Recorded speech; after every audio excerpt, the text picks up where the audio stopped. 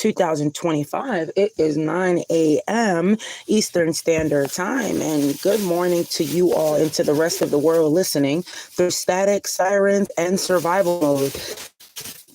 You are tuned into your favorite dose of real talk, raw facts, and one very vocal Bam. He's in charge of all the static.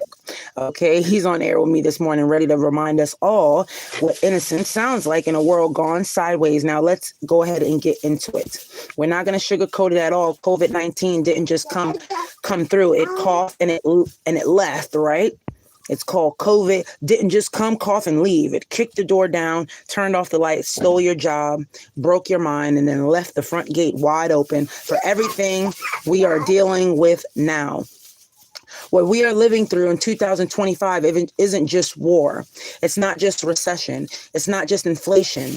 It's the fallout of a global system that cracked wide open when the virus exposed every weak spot we had, financially, emotionally, socially, and spiritually. Before COVID, people were already on edge.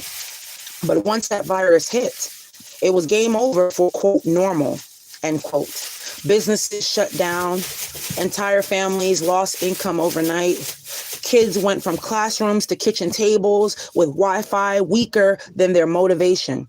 Parents became teachers, therapists, tech support, and still try to survive on crumbs. People died alone in hospital beds while billionaires flew private jets to private islands. And we all just tried to, quote, flatten the curve, end quote, not realizing the real curve was the fall of trust, the rise of division, and the spike in mental breakdowns. And when the lockdowns lifted, nothing was the same. You ever try to fit back into clothes that don't fit anymore? That's what society's been doing since 2021, trying to squeeze back into a life that doesn't work.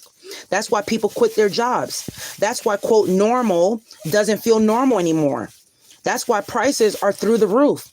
And it's not just gas, it's rent, it's food, it's medicine, it's even hope. And while we are busy trying to recover, the world quietly geared up for the big one, World War III. Military convoys on the highways, sky filled with aircraft. No one's allowed to talk about.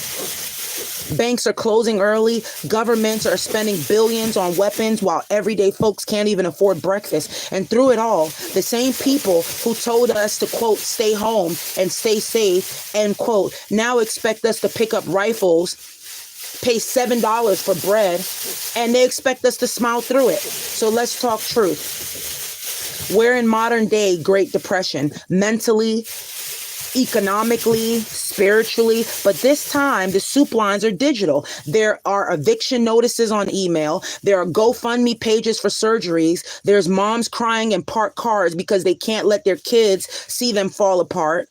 That's where we are. So where do we go from here? I say to my listeners, where do we go from here? We stop waiting for a rescue. The cavalry ain't coming.